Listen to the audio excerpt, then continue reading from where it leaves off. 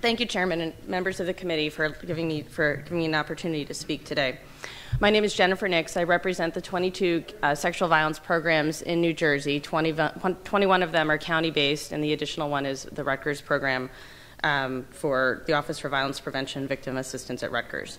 The sexual violence programs in New Jersey receive $900,000 through a line item through for rape prevention through the Division on Women in the Department of Community Affairs, although that office is apparently going to be moving now to DCF.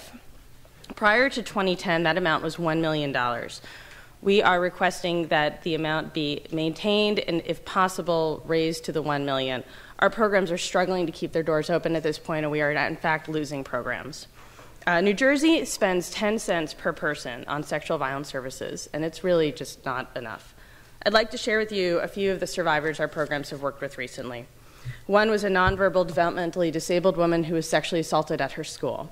Another was a woman with significant mental health issues who had been in and out of inpatient mental health treatment, who had been sexually abused as a child by a family friend.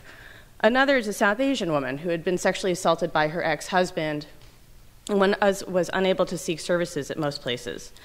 Another client was a teenager who had been sexually assaulted multiple times, had been running away, had been dealing with bullying at school, and needed extensive services through our program.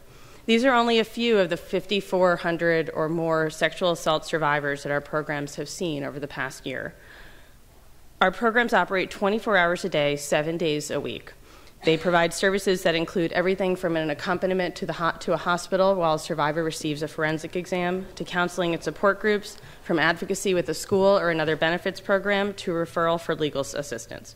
Our programs help everybody who comes through their door, whether or not that the person is a woman, a man, a person with a disability, a person who has mental health issues, a person whose first language is not English, a person who is a teenager, a college student. We help everybody who comes through, and our programs do that with very few staff. There tends to be 2 to 3 at most paid staff per program, and volunteers do the bulk of the after-hours hotline work. We are very proud of the services that our programs are able to provide on such limited resources. They're constantly looking for ways to stretch what they have and to improve what they're doing. I'd just like to highlight a couple of really great programs. One is a federally funded partnership at the Hudson County Rape Crisis Center, which is partnered with Monavie, a program that serves South Asian women. They've created services specifically for South Asian survivors, which, as you know, New Jersey has a very large South Asian population. There's not a lot of services for these folks. Monavie has a counselor who sits at the Hudson County Rape Crisis Center and who sees South Asian clients. Another great program is between the Women's Center of Atlantic County, the ARC of Atlantic County, and the Mental Health Association of Atlantic County, which focuses on survivors of domestic violence and sexual violence with developmental disabilities or mental illness. And that program has changed the way the staff is trained, has changed the way programs can refer to each other to make sure that those survivors get help wherever it is that they go. We have a similar program like that in Morris County, between the Morris County Sexual Assault Center, Jersey Battered Women's Services, and the Mental Health Association of Morris County. Even with this great work, our programs are struggling. The 2010 cut is being felt more and more. They all sit within larger nonprofits, and as you probably know, nonprofit funding has decreased over the last few years. The Morris County Sexual Assault Center was recently informed that its host agency, Atlantic Health Systems, will be dropping the program as of June 30th. We don't know yet where that program is going to go. Staff and survivors don't know if there's actually going to be services after June 30th. Hudson County Rape Crisis Center is in a similar position. They're housed within Christ Hospital, which recently filed for bankruptcy. We don't know what's going to happen to that program when all the dust settles.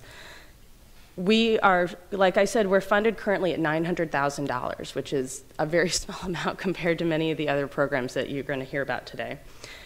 We are asking that amount be maintained and, if possible, restored to the $1 million that we received previously.